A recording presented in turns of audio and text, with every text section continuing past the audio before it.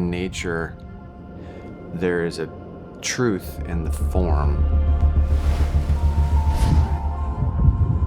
The rationale is what works best biologically.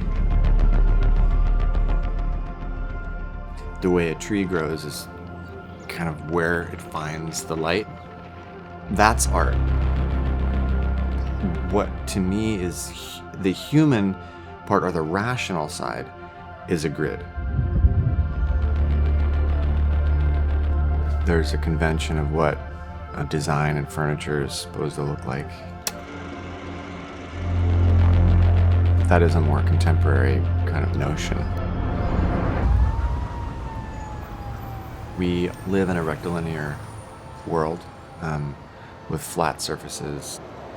2x4s and plywood and bricks define every space. So when you see something that is curved or is asymmetrical, it seems out of place almost, or unfamiliar. But I would argue that we evolved over hundreds of thousands of years with round and asymmetrical and biological biomorphic forms. There's a familiar feeling that you get, maybe even unconscious primitive mind resonance that I like to think the work has. It might set you at ease, or you might get some emotional response from it. There's that early morning state between kind of sleep and wakefulness that is, where you're almost there, but you're not quite thinking clearly. That's where I think good ideas come from. Elysian Dream is a collection of objects that are important to me. They're an evolution of my body of work so far. The palette, or lack thereof, that I choose is either I go dark or light. In nature, there is an evolutionary reason for color, and color is to attract attention.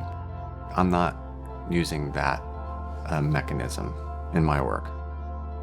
I encourage people to meditate on the form and the sculptural part of the object as opposed to the color.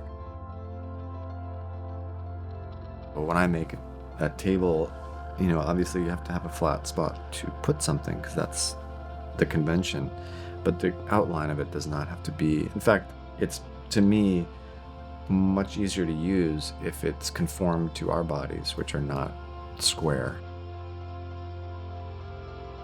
If it's a bed, corners make no sense at all, because if you're in a place where you're trying to sleep or you're trying to relax, why would you have points or corners or edges? Architecture, and the reason we build houses, is to insulate us from the elements. In the past, it was fight nature. We have to subdue it because it's scary. I feel the opposite. I feel like now we've come to this juncture where it's dangerous because we're living in this sterile, rectilinear environment. We need to accept nature. There's gonna be a newfound appreciation of just need to live the way we've been living for the past 300,000 years.